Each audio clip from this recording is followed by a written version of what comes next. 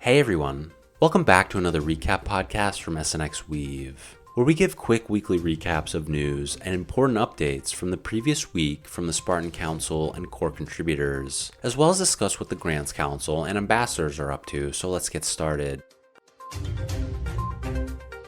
First and foremost, in case you missed it, SNXweave published Synthetic's quarterly report for Q1 yesterday, so be sure to head to our blog and check it out.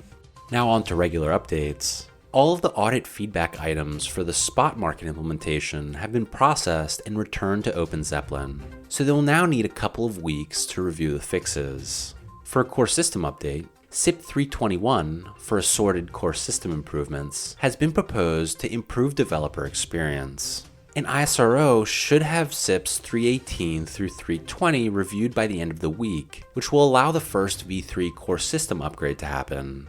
Noah also said there's been a lot of effort from the CCs to get the development tooling and processes as smooth as possible, which will make it easier to deploy on new chains.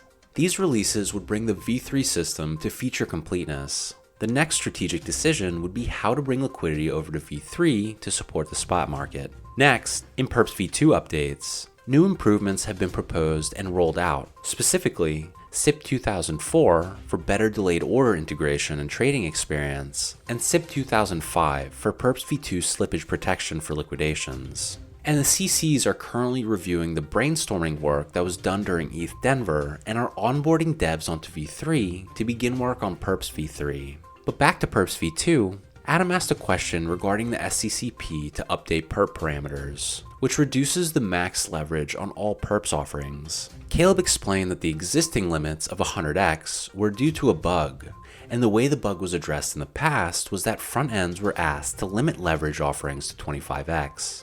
Although the change looks drastic, it actually just addresses the bug and prevents users from gaining access to 100x leverage by interacting directly with the contracts. The council also had another discussion last week when Adam asked if token addresses for non-SUSD synths, such as S-Euro or S-Yen, would be different in V3. Caleb explained that the reason SUSD was going to be a different contract in V3 was to make the transition from V2 as smooth as possible, but he wasn't sure if all the other synths would be new contracts in V3. Adam thinks the trade-off of a simpler implementation may not be worth it if the new stablecoin will have to be relisted on every price data source, such as CoinGecko or Aave, and that it may be worth exploring other implementation options to keep the V2 SUSD contract for V3.